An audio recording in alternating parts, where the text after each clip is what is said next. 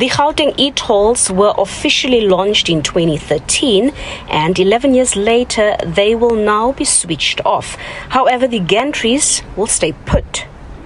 There are still T's and I's that we are trying to dot and to cross, so that by the time we are ready to do that. Once that happens, you will drive under the gantry. There's nothing that will be expected. It will not pick up your car. It will not do anything. That is on the issue of tolls.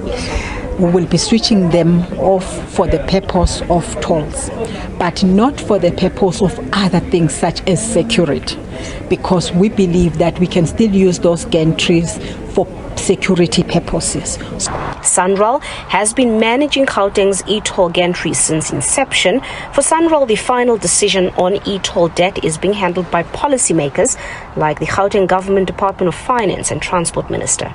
We'll make the necessary announcements as and when they are ready to, and we will implement whatever decisions are given to us. The National Department of Finance took over 70% of the e-toll debt on two conditions. Gauteng must pay Sanral about 13 billion rand for the e-tolls and 4 billion rand for road maintenance work.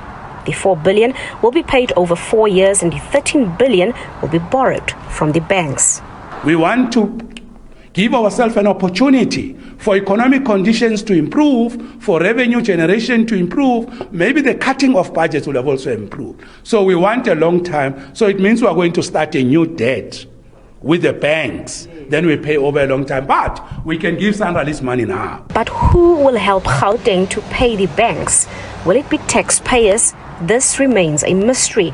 Transport Minister says motorists with outstanding e-toll debt might not be completely off the hook. It's something that we'll definitely be looking into.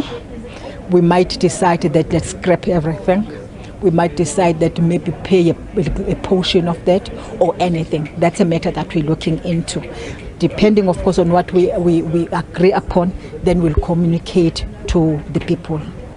Motorists who paid their Gauteng e-toll debt over the years will not be refunded. The organization Undoing Tax Abuse, OUTA, says expecting motorists to pay their outstanding debt will be unrealistic under the current economy. There was in a statement made that Treasury has indicated that Sanral and or Gauteng, whoever, we don't know, it has to be Sanral, is still going to pursue the motorists' outstanding e-toll debt. Now that's news to our ears, because Sanral have stopped summonsing the public, which is their only enforcement mechanism really, back in March 2019.